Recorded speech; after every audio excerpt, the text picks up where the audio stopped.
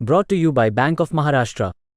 Bank of Maharashtra ने अपने home loan पर ब्याज दर घटाकर अब कर दिया है केवल 8.35%, वो भी जीरो प्रोसेसिंग फी पर। नमस्कार, बिस्तक देख रहे हैं आप और मैं हूं आपके साथ डॉक्टर तन्वी सिन्हा।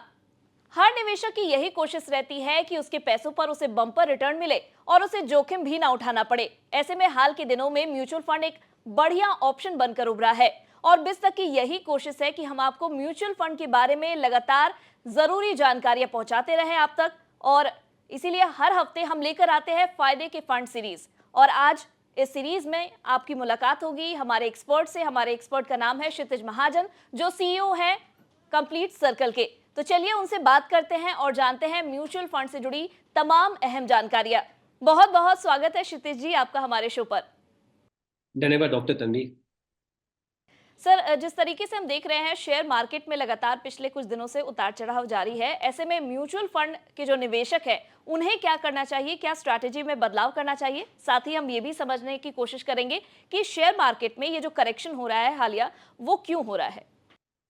तन्वी, एक्चुअल में जब आप म्यूचुअल फंड में इक्विटी पोर्शन में इन्वेस्ट करते हैं तो अपने एसेट एलोकेशन के हिसाब से करते हैं, जिसमें आपने डिसाइड किया होता है कि मेरे रिस्क एपेटाइट के हिसाब से मेरा इक्विटी में लेट्स से 70% जाएगा, फिक्स इनकम में 30% जाएगा। अगर आप उस एलोकेशन से थोड़ा डिवेट कर रहे हैं, ओके, विच इज़ ओके, ज़्यादा कोई प्रॉब्लम नहीं है। पर काफ़ी डिविएशन आ गया है कि आपका इक्विटी एलोकेशन 80-85 हो गया है और डेट 15 हो गया है, तो आई थिंक आप कुछ पोर्शन निकाल कर बैलेंस एडवांटेज फंड की तरफ रूट कर सकते हैं, जो ऑटोमेटिकली इक्विटी और फिक्स इनकम के बीच में बैलेंस आउट करता रहता है। या फिर आप अपनी तरफ से कोशिश करें, अगर आपका एसेट एलोकेशन इंटैक्ट है तो आप बने रहें मार्केट में, और जो भी मार्केट आपको टिप्स दे रहा है, तो म्यूचुअल फंड में भी आपके पास एसटीपी ऑप्शन होता है, सिस्टमैटिक ट्रांसफर प्लान। तो आप रादर देन इकट्ठा पैसा ना डाल के, बिकॉज काफ़ी इवेंट्स आ रहे हैं हमारे सामने, इंडिया में भी और ग्लोबल भी, आप सारा पैसा इकट्ठा ना डाल के लिक्विड फंड में डाल दीजिए और वहां से आप 6 से 8 हफ्ते की एसटीपी कर दीजिए वीकली। मान लीजिए आपने डिसाइड किया 100 रुपये आपने डालना है, तो हर हर हफ्ते 12-12 रुपया आपने स्विच कर दिया इक्विटी में। कोई मेजर फॉल आता है तो आप वो स्विच पहले भी कर सकते हैं, ऐसा नहीं है कि आपको वेट करना पड़ेगा जब तक वो डेट नहीं आती है एसटीपी की। I think that's a right way, because ये वॉलीटिलिटी का जो मौसम है ना, ये भी थोड़ा चलने वाला है, क्योंकि हमारे पास काफ़ी ज़्यादा इवेंट ओरिएंटेड ये ईयर है 2024। तो आई थिंक सही तरीका यही है कि वेट एंड वॉच ना करके, साइड पे ना बैठ के, या वेट मार्केट डायरेक्शन का वेट ना करके, आप स्टैगर वे में अपनी इन्वेस्टमेंट इक्विटी म्यूचुअल फंड्स में करते रहिए। जी क्षितिज जी, जैसा कि आपने बताया कि 2024 इवेंटफुल रहने वाला है, ऐसे में आपके हिसाब से कौन से ऐसे बड़े बड़े फैक्टर्स हैं जो शेयर मार्केट को डायरेक्टली इम्पैक्ट करने वाले हैं? देखिए, 4 मेजर इवेंट मैं आपको बताता हूँ। फर्स्ट ऑफ ऑल, जो रीसेंट इवेंट है वो तो है हमारा बजट, जो इंडियन मार्केट के लिए बहुत इंपॉर्टेंट है। बजट में गवर्नमेंट क्या, क्योंकि लोकसभा इलेक्शन से पहले ये लास्ट बजट है, तो क्या बजट लेके आती है, कितना फ्रेंडली बजट है। आई एम श्योर उसमें नीचे के दर्बे के हमारे जो भाई बहन है देश में, जो लोग अप द कर्व आ रहे हैं और वो एक ट्रेंड देख रहे हैं, उनके लिए क्या सूप्स लेके आती है, बिजनेसेस के लिए क्या लाती है, आप और मेरे जैसे टैक्स पेयर जो हैं, वर्किंग क्लास, उनके लिए क्या लेके आती है। तो वो एक बहुत बड़ा मेजर इवेंट है। और ज़्यादा दिन बचे भी नहीं है तन्वी जी, उसमें 5-6 दिन ही रह गए हैं। एक को बक्सा खुलेगा और पता चलेगा एग्जैक्टली क्या क्या कुछ है उसमें। सेकंड मेजर इवेंट आ रहा है लोकसभा इलेक्शन हमारा, एंड वो अगेन एक बहुत बड़ा इवेंट है, बिकॉज चाहे डोमेस्टिक इन्वेस्टर्स हो चाहे फॉरेन इन्वेस्टर्स हो, वो देखते हैं कि स्टेबल गवर्नमेंट है कि नहीं है, तो उन चीज़ों से बहुत फर्क पड़ता है। एंड वो अप्रैल में है, तो वो एक अनदर एक बड़ा इवेंट है। थर्ड इवेंट आपका यूएस इलेक्शन है। हम डोमेस्टिक बात कर रहे हैं, पर जो हमारी मार्केट डिपेंड करती है, हम ग्लोबली लिंक्ड हैं, तो यूएस में इलेक्शन में क्या शेप अप रहेगा, वेदर ट्रम्प आएंगे या एग्जिस्टिंग जो गवर्नमेंट है वो चलेगी, वो भी बहुत डिपेंड करेगा कि उसमें क्या होता है। चौथा जो इवेंट है वो ये है कि rate, interest rate peaked out है और यूएस ने ऑलरेडी बोल दिया है कि वो 3 रेट कट करेंगे। इन लाइन विद आरबीआई भी रेट कट करेगा, क्योंकि एक साल से हमने रेट हाइक नहीं करा है ऑलमोस्ट, एंड हमारी जो इन्फ्लेशन पार्ट है वो भी बहुत हद तक प्लग्ड है।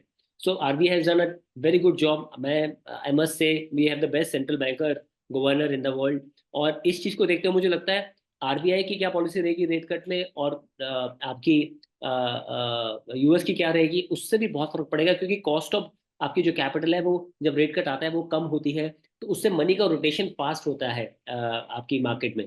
तो वो ये 4-5 मेजर एक इवेंट है जो डायरेक्शनली बताएंगे how the market will move. एक और सभी दर्शकों के लिए मैं चीज बताना चाहता हूँ, जो फॉरेन इन्वेस्टर्स इंडिया में आते हैं वो नॉर्मली इंडेक्स फंड्स के थ्रू आते हैं, या स्पेसिफिकली एक कंपनी में स्टेक लेते हैं तो वो स्टेक लेते हैं, पर अदरवाइज वो एक इंडेक्स ओरिएंटेड फंड्स लेते हैं, ईटीएफ्स लेते हैं। तो इमर्जिंग इकोनॉमी इंडेक्स में इंडिया का वेटेज आज 17% है। वहां पे साउथ कोरिया भी है जो अब डेवलप्ड इकोनॉमी में जा रहा है। तो उसका जो वैक्यूम आएगा 13-14% का जो खाली हुआ है साउथ कोरिया का, उसका परसेंट एलोकेशन भी इंडिया, वियतनाम, थाईलैंड, इंडोनेशिया काफी कंट्रीज में डिस्ट्रीब्यूट होगा। तो उसका भी एलोकेशन इंडिया को इंक्रीज करेगा। As and last thing, India का जो bond market, JP bond index में इंक्लूजन और बाकी बॉन्ड इंडेक्स में inclusion will also get lot of capital in bond market also. उससे हमारी करेंसी स्टेबलाइज भी रहेगी। तो ये 5-6 चीजें हैं which are eventful. Let's see how directionally चीजें मूव करती है। जी, मुझे लगता है इन सभी इवेंट्स के कारण कुछ लंबे वक्त तक हम समझ सकते हैं कि उतार-चढ़ाव बाजार में शायद जारी रहने वाला है, क्योंकि हालिया एक रिपोर्ट भी आई थी जिसमें यही कहा गया था कि क्योंकि लोकसभा चुनाव होने वाले हैं, तो बहुत सारे ऐसे विदेशी निवेशक हैं जो अपने पैसे मार्केट से निकाल रहे हैं, तो इसलिए दबाव भी शायद बन गया है। सर, हम अब बात कर रहे थे मार्केट की, तो अब इसके बाद मार्केट का में इन्वेस्ट करने का एक जो जरिया है जिसमें अब धीरे धीरे लोगों की संख्या बढ़ती जा रही है, वो है म्यूचुअल फंड। और ऐसे में हमारी यही कोशिश रहती है कि हम लगातार अपने व्यूअर्स को म्यूचुअल फंड से जुड़ी बारीकियों के बारे में बता सके। तो हम सबसे पहले जो बेसिक एक सवाल है वो आपसे जानने की कोशिश करेंगे कि अगर किसी के पास 10,000 रुपए उनके पास सेविंग है और उसे वो निवेश करने के लिए सोच रहा है, तो किस तरीके से उसे अपने पोर्टफोलियो को एलोकेट करना चाहिए, किन किन चीज़ों में उसे अपने इन सेविंग्स को इन्वेस्ट करना चाहिए? मैं इसको 3 भाग में तभी आंसर करूंगा। पहले तो जी। आ, आ, हमारा कंप्लीट साइकिल का अपना पोर्टफोलियो मैनेजमेंट सर्विस है, हमारा अपना पीएमएस है। बट म्यूचुअल फंड एक अपने आप में one of the best investment vehicle है, जहाँ पे एक retail participant as low as 100 रुपए की सिप भी कर सकता है, और 1,10,000 या किसी भी अमाउंट का एक लमसम अमाउंट भी पार्टिसिपेट कर सकता है। दूसरा, मैं इसका भाग ये लूंगा कि जहां 10,000 की बात कर रहे हैं, अगर ये टैक्स का बेनिफिट भी चाहते हैं जो सेक्शन 80C में मिलता है 1.5 लाख का, अगर वो चाहते हैं तो वो इस 10,000 को 2 टैक्स सेवर फंड्स में इन्वेस्ट कर दे। एक पन दो काज वाली बात हो जाएगी। इक्विटी का बेनिफिट रिटर्न का तो मिलेगा ही मिलेगा, साथ में इनको टैक्स का बेनिफिट भी मिल जाएगा जो 80C में 1,50,000 में आता है। इन स्कीम्स को ईएलएसएस बोला जाता है, इक्विटी लिंक सेविंग स्कीम्स। अगर आप इसको नॉर्मल म्यूचुअल फंड में इन्वेस्ट करना चाहते हैं और टैक्स का बेनिफिट नहीं लेना चाहते हैं, वो ऑलरेडी आपका प्लग्ड है, देन आप 2 म्यूचुअल फंड स्कीम्स लीजिए। जो आप एक मल्टी कैप या फ्लेक्सी कैप फंड ले लीजिए, और उसमें आप स्टैगर वे में 5 या 6 ट्रांजेक्शन में इसको इन्वेस्ट कीजिए। बतौर एग्जाम्पल, 5-5 हज़ार रुपये आपने 2 फ्लेक्सी कैप या मल्टी कैप फंड में डाल दिए, और अगले 5 से 6 हफ्ते के अंदर 1,000 रुपये उसमें से स्विच करके इक्विटी में स्विच कर दिए। अगर किसी टाइम पे मार्केट ज्यादा गिर जाता है किसी कारणवश, तो उस दिन आप ज्यादा भी स्विच कर सकते हैं। मतलब आपको वो एक प्रोसेस फॉलो करने की जरूरत नहीं है, वो आपको लिक्विड फंड में पड़ा हुआ है, आपको एक बस ट्रांजेक्शन स्लिप देनी है दैट मुझे लिक्विड से इक्विटी में जाना है, तो वो आपका स्विच हो जाएगा। बहुत ट्रांसपेरेंसी है म्यूचुअल फंड में, बहुत सिंपल प्लेटफॉर्म्स हैं, और एग्जीक्यूशन लेवल पे भी बहुत अच्छा तरीका है। रिटेल पार्टिसिपेंट जो हमारा शो देख रहे हैं, मैं यही बोलूंगा, जब भी आप म्यूचुअल फंड में इन्वेस्ट करते हैं, तो आप जो चेक काटते हैं या कोई लिंक पेमेंट का आता है, वो ध्यान दें, वो म्यूचुअल फंड स्कीम के नाम का ही होना चाहिए। सो आप किसी स्कैम में किसी उसमें नहीं पड़े, बिकॉज काफ़ी फ्रॉडलेंट एक्टिविटीज होती हैं। बट जो भी आप मान लीजिए आपने एसबीआई का कोई फंड लिया, ब्लू चिप फंड लिया है, तो आप एसबीआई ब्लू चिप को ही पैसा ट्रांसफर करेंगे, अपने डिस्ट्रीब्यूटर ब्रोकर को ट्रांसफर नहीं करेंगे। अगर आपने आईसीआईसी का कोई फंड लिया है, या आपने कोई वाइट ओक का कोई फंड लिया था, उन्हीं के नाम के चेक्स इशू करेंगे या आप उनको ट्रांसफर करेंगे। तो बहुत ट्रांसपेरेंसी है, पर आपको थोड़ा सतर्क रहना है जब आप ट्रांजेक्ट कर रहे हैं। जी, हाल में कई ऐसी खबरें भी आई हैं कि अब इसमें भी बहुत तरह के फ्रॉडुलेंट लिंक्स आ रहे हैं और बहुत सारे फ्रॉड्स हो रहे हैं, तो ऐसे में सतर्क रहने की बिल्कुल ज़रूरत है। साथ ही सर, आपने जो बात की ईएलएसएस फंड्स के बारे में, उसमें लॉक इन पीरियड होता है, तो ऐसे में कई बार इन्वेस्टर सोचते हैं कि इन तरह के जो फंड्स है उसमें निवेश करें या ना करें। लेकिन जब भी हम बात करते हैं म्यूचुअल फंड की, तो लंबी अवधि का जिक्र तो होता ही है। ऐसे में आप वैसे निवेशकों को क्या बताना चाहेंगे जो सोच रहे हैं कि 2 साल 3 साल का जो लॉक इन होता है ईएलएसएस में, वो शायद उनके लिए भारी पड़ रहा है? सो इक्विटी में वैसे भी मैं सजेस्ट करता हूँ कि 5 साल से कम आप समय के लिए मत आइए, क्योंकि आप हो सकता है आप किसी साल आए और उस साल आपको 50-60% रिटर्न मिल जाए, बट एक्सपेक्टेशन मार्केट से ऐसे होना चाहिए कि आपको 13 से 14% कंपाउंडिंग रिटर्न मिल सकता है। 12% आपको इंडेक्स दे देगा और एक्टिव फंड आपको 13% 14% दे सकते हैं। अभी जो आप देख रहे हैं, आप किसी भी स्क्रीन में जाके देख रहे होंगे तो पास्ट परफॉर्मेंस बहुत अच्छी दिख रही होगी, जो कि ऑब्वियसली मार्केट्स ने अच्छा किया है। बट मेरा मानना ये है कि लॉकिंग आपको टैक्स का बेनिफिट देता है और आप इक्विटी में बने रहे उसके लिए आपको मजबूर करता है। और लॉकिंग ज्यादा है भी नहीं, 3 साल का। काफी लोग सोचते हैं 3 साल के बाद हम निकल जाएंगे, पर काफी टैक्स सेवर्स अच्छा करते हैं तो आप उसमें बने भी रह सकते हैं उसके बाद। सो फ्लेक्सिबिलिटी का मतलब ये नहीं है कि आप पैसा निकाल लीजिए। अगर आप अपना प्रॉफिट बुक करेंगे, कभी भी आप वेल्थ क्रिएशन नहीं कर पाएंगे। आप एक शॉर्ट टर्म गेन लेंगे और फिर उसके बाद दोबारा सोचेंगे कि अगली बार कहाँ इन्वेस्ट करना है। वेल्थ तभी क्रिएट होती है जब आप उसको लॉन्ग टर्म इन्वेस्ट करते हैं। चाहे देखिए रियल एस्टेट है, आपके दादाजी ने, नाना जी ने स्टोरीज आप सुने होंगे, पापा ने कोई रियल एस्टेट ली होगी, उसकी वैल्यू आज कितनी बढ़ के होगी, ऊपर होगी। पीपीएफ का अकाउंट है, आप हमेशा देखते हैं कि मामा का, पापा का, किसी का पीपीएफ अकाउंट या आपका अपना पर्सनल पीपीएफ अकाउंट आज 20 30 40 50 लाख ग्रो हो गया। वो इसलिए हो गया बिकॉज आपने इतना साल पैसा निकाला नहीं है। तो इक्विटी में ओवरनाइट जैसे आप लगाते हैं तो नेक्स्ट डे से उसका नैब या उसका परफॉर्मेंस देखना शुरू कर देते हैं। एक बिजनेस में पैसा लगा रहे हैं, वो बिजनेस एक कंपनी चला रहा है या कोई सर्विस प्रोवाइड कर रहा है, वो बिजनेस 18-20% से ग्रो कर रहा है, तो आप उसे उसमें 100% रिटर्न क्यों एक्सपेक्ट करते हैं? सो एक ये भी बहुत जरूरी है तन्वी, यहाँ पे जो इतने भी हमारे दर्शक हैं, वो जब भी इन्वेस्ट करें तो पास्ट परफॉर्मेंस देके इन्वेस्ट ना करें। स्मॉल और मिड कैप आज आपके डेट में आपको बहुत अच्छा दिख रहे होंगे कि वो 25% कंपाउंडिंग से ग्रो किए हैं पिछले 3-4 साल में। बट आप देखिए वो ट्रेंड हमेशा नहीं रहने वाला। कई बार आपको रिटर्न अच्छा दिखता है, पर जब आप आते हैं, आप पीक पे आते हैं और वहां से वो रिटर्न उस तरह का नहीं आता है। तो आप किसी भी बिजनेस में जब इन्वेस्ट करते हैं या म्यूचुअल फंड में इन्वेस्ट करते हैं इक्विटी में, तो आप उसका हिस्सा बनते हैं। तो उसमें आप 14 से 15 या 13 से 14% इज द राइट एक्सपेक्टेशन जो आप एक्सपेक्ट करें। और कम से कम 5 साल के लिए आप इक्विटी में आए। मेरी बात मानिए तो इक्विटीज आर लाइक डायमंड, वो तन्वी आपको रिलेट कर पाएंगे as a girl. They are forever, मतलब यू कांट सेल इट। कल को आपको पैसे चाहिए भी है इक्विटी से, आप एसडब्ल्यूपी के थ्रू पैसा निकालें तो वो आपको टैक्स एफिशिएंसी भी मिल जाती है। एसडब्ल्यूपी सिस्टमैटिक विड्रॉल प्लान होता है। आप एक डेट डिसाइड कर सकते हैं हर महीने कि आपको इतने पैसे चाहिए, और वो अपनी स्कीम से आप हर महीने निकाल सकते हैं, और 1 साल के बाद आपको शॉर्ट टर्म कैपिटल गेन और एग्जिट लोड भी नहीं लगता है। जी, बिल्कुल, आपने जिस तरीके से बताया कि जो ईएलएसएस स्कीम की पहले बात कर लेते हैं, उस पे जब हमने चर्चा की, तो ईएलएसएस जो फंड्स हैं, वो कहीं न कहीं आपको डिसिप्लिन रखते हैं, और वहीं एसआईपी की बात की जाए तो वो आपको कंसिस्टेंट भी रखती है। तो दोनों मिलकर एक आपको बेनिफिशियल, आपके लिए फ़ायदेमंद साबित हो सकता है। और सर, आप जिस तरीके से बता रहे हैं कि इंडेक्स फंड काफ़ी अच्छा रह सकता है, क्योंकि हमने देखा था, मेरा अगला सवाल भी यही होने वाला था कि हमने पिछले दिनों देखा कि स्मॉल कैप फंड्स जो हैं वो काफ़ी अच्छा परफॉर्म कर रहे हैं। तो ऐसे में बहुत सारे जो इन्वेस्टर्स हैं वो स्मॉल कैप फंड्स की ओर ज़्यादा अट्रैक्टेड हो रहे हैं, और उम्मीद ये भी की जा रही थी कि 2024 में भी शायद उस तरह का रिटर्न हो। लेकिन आपसे पहले भी हमने जब एक्सपर्ट से बात की तो वो भी यही कह रहे थे कि जब एक बार बहुत अच्छा रिटर्न मिल जाता है तो शायद उस लेवल पर रिटर्न इस बार ना मिल सके। तो ऐसे में आपने बहुत सही तरीके से हमारे व्यूअर्स को बताया कि बेहतर होगा कि आप इंडेक्स फंड में ही पैसा लगाएं, वो आपको सेफ और सिक्योर रखेगा। साथ ही और भी तरह के फंड्स में इन्वेस्ट कर सकते हैं, लेकिन क्या वो रेशियो होना चाहिए वो हम आपसे समझना चाहेंगे। क्या परसेंटेज में आपने शुरू में भी बताया था, बट थोड़ा सा इलाबोरेट होकर हम इसको अपने व्यूअर्स को बताना चाहेंगे। मुझे लगता है कि कोई यंग इन्वेस्टर है between the age of 20 to 40, वहाँ पे उसको 10-15% एक लार्ज कैप इंडेक्स फंड में, निफ्टी 50 या नेक्स्ट निफ्टी 50 में इन्वेस्ट करना चाहिए। 50 to 60% आप मान लीजिए, या 40 to 50% मान लीजिए, उनको मल्टी कैप, फोकस या फ्लेक्सी कैप फंड्स में इन्वेस्ट करना चाहिए, जो डाइवर्सिफाइड पोर्टफोलियोज होते हैं। 15-20% आपको मिड कैप में करना चाहिए, और 10% के आसपास आपको कोई स्मॉल कैप फंड में इन्वेस्ट करना चाहिए। अगर आपका रिस्क एपेटाइट ज्यादा है और कोई गोल प्लान है जो 10 साल से ऊपर का है आपका, तो आप मिड और स्मॉल कैप में 50 और 60% जा सकते हैं टोटल मिला के। बिकॉज अगर आपको 10 साल तक पैसे नहीं चाहिए तो मिड और स्मॉल कैप एक्चुअल में फंड्स आपके लिए बहुत अच्छे साबित हो सकते हैं। बट अगर आपका रिस्क एपेटाइट कम है, क्योंकि देखिए रिटर्न बहुत अच्छे बनते हैं इन फंड में, पर जब ड्रॉडाउन होते हैं, मार्केट जब क्रैश होता है, जब लार्ज कैप अगर 10% गिरता है, तो पॉसिबिलिटी है कि वो 15-16-18-20% भी गिरे। तो तब फिर आप मिड और स्मॉल कैप में एलोकेशन कम रखें। कोई 40 से ऊपर है तो उनको निफ्टी इंडेक्स फंड या फिर नेक्स्ट निफ्टी इंडेक्स फंड में कोई 20-25% रखना चाहिए। आपका फ्लेक्सी कैप में कोई 40-45% रखना चाहिए।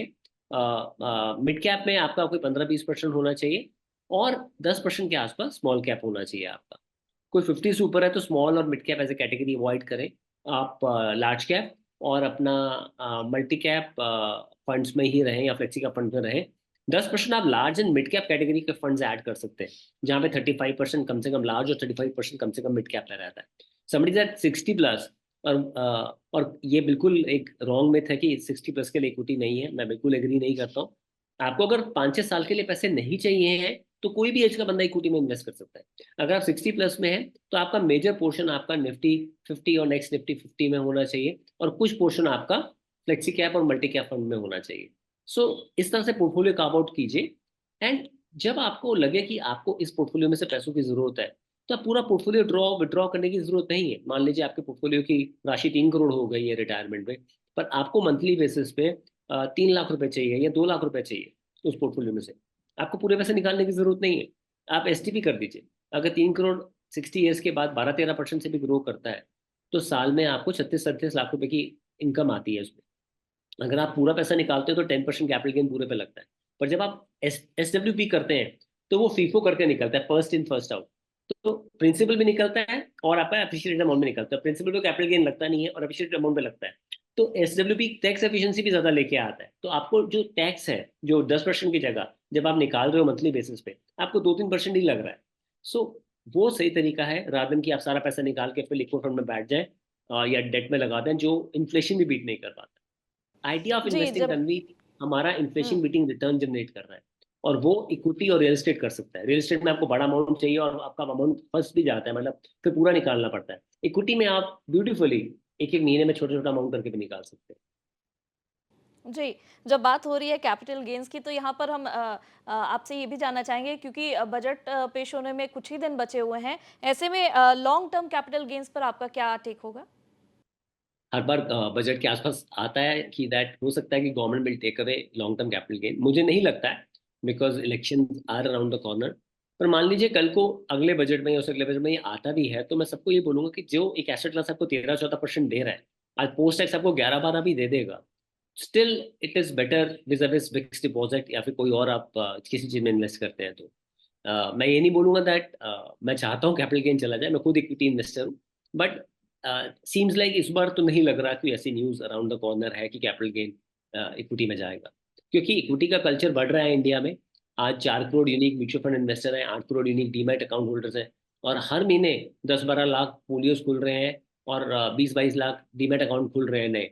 सो आई थिंक हमें कल्चर बढ़ाना चाहिए। आई थिंक गवर्नमेंट भी उस चीज़ पर फोकस कर रही होगी कि हमें इक्विटी का डोमेस्टिक पार्टिसिपेशन इंक्रीज करना चाहिए, जिस कारण से हमारी डिपेंडेंसी फॉरेन मनी पे कम हो। तो आई थिंक मुझे नहीं लग रहा कि ऐसा कुछ इस बार होगा।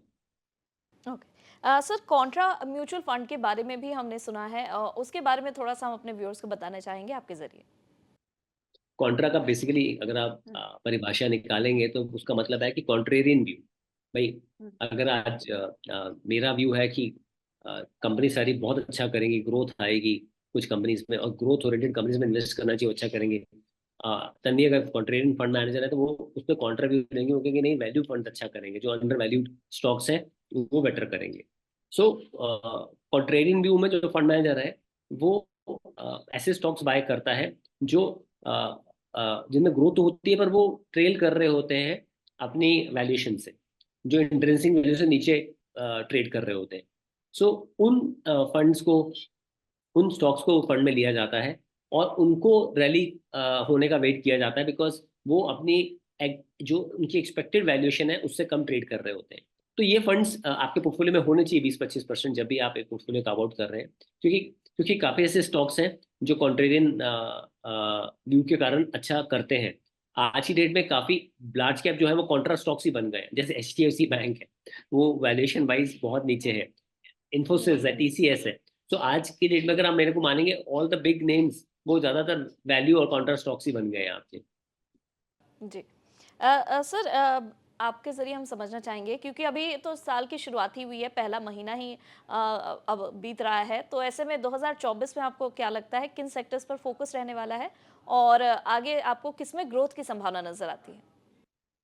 शमी, बेसिकली ब्रॉडली हम 4 थीम्स पे की बात करते हैं। एक तो डिजिटल, आपका डिजिटलाइजेशन ऑफ फाइनेंशियल सेविंग्स एक बहुत बड़ा थीम है ये, जो मैंने अभी 2 मिनट पहले बात करी कि दैट हुँ, हम जैसे जीएसटी ने अनऑर्गेनाइज टू ऑर्गेनाइज किया, वैसे सेविंग्स आपका अनऑर्गेनाइज टू ऑर्गेनाइज हो रही है, एंड काफी हद तक लोग जो है वो मेन स्ट्रीम सेविंग के through mutual fund, demat, banks के थ्रू आ रहे हैं।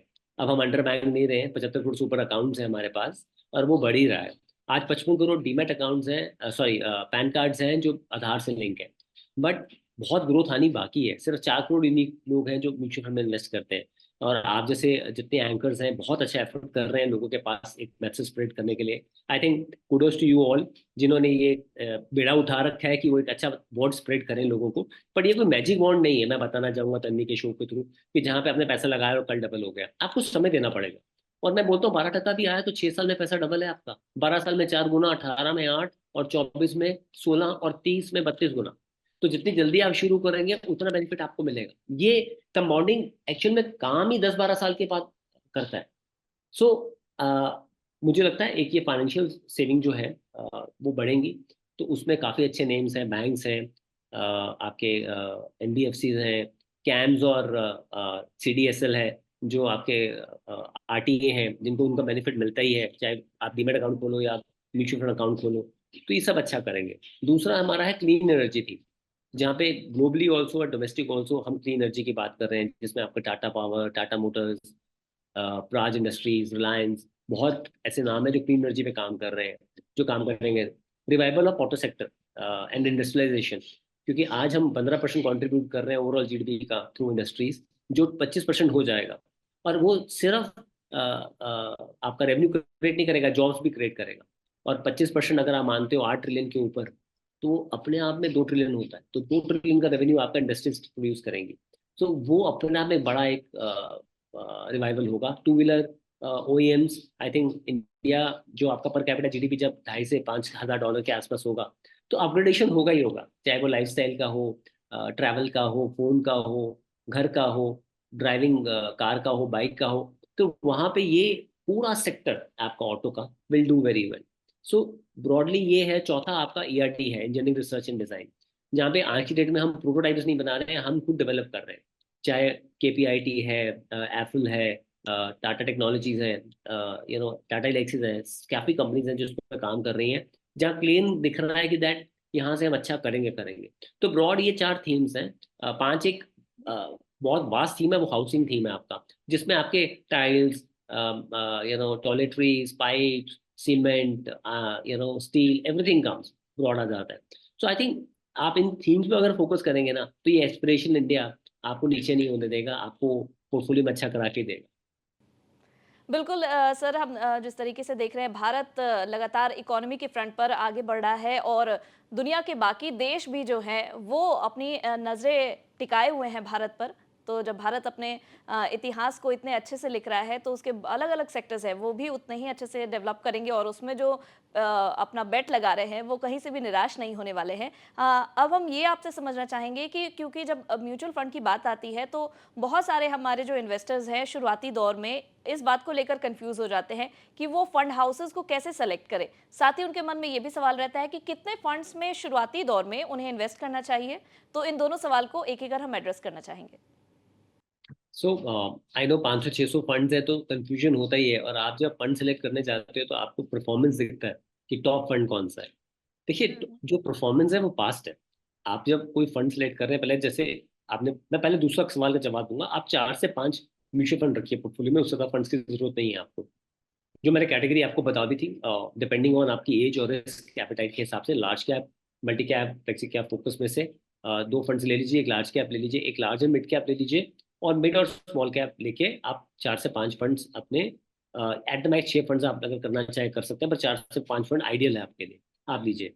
अब इंडेक्स फंड में कोई फर्क नहीं पड़ता है कि आप किसका इंडेक्स फंड लेते हैं। सो इंडेक्स फंड चाहे आप किसी का लीजिए, कोशिश कीजिए जिसका एक्सपेंस थोड़ा कम हो, क्योंकि एक्सपेंस कम होगा तो वो आपके परफॉर्मेंस में ऐड हो जाएगा।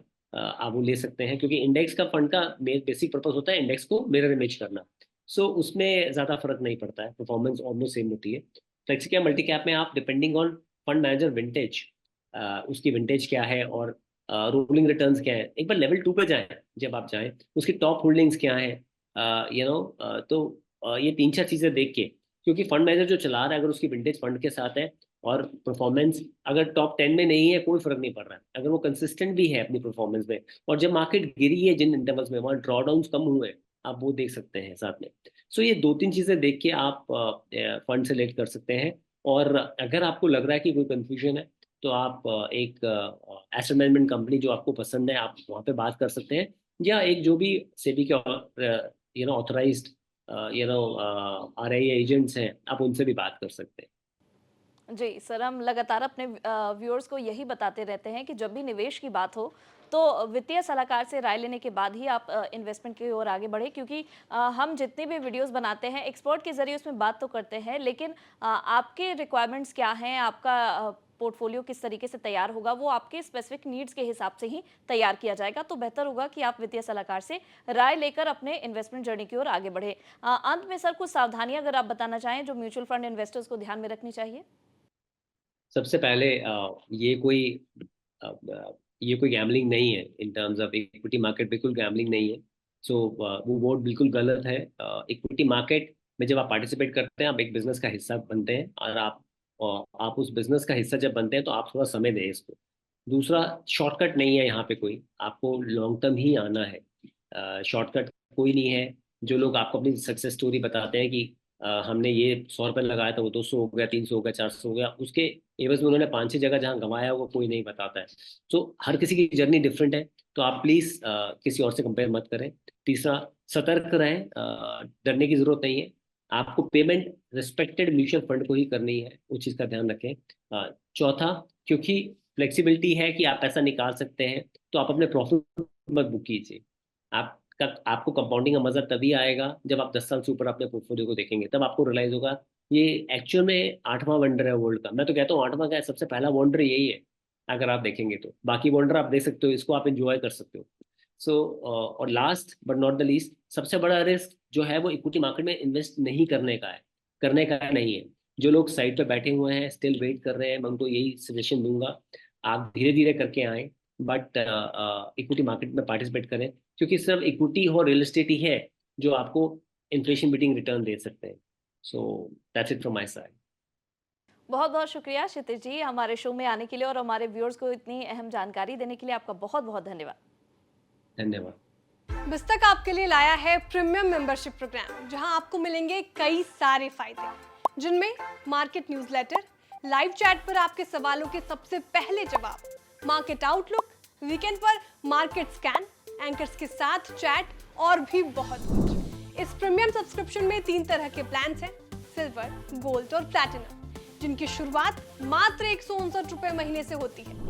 इससे जुड़ना भी बेहद आसान है। बिस्तक के YouTube चैनल पर जाएं, ज्वाइन बटन पर क्लिक करें और अपना प्लान सिलेक्ट करें। बस बन गए आप हमारे प्रीमियम मेंबर।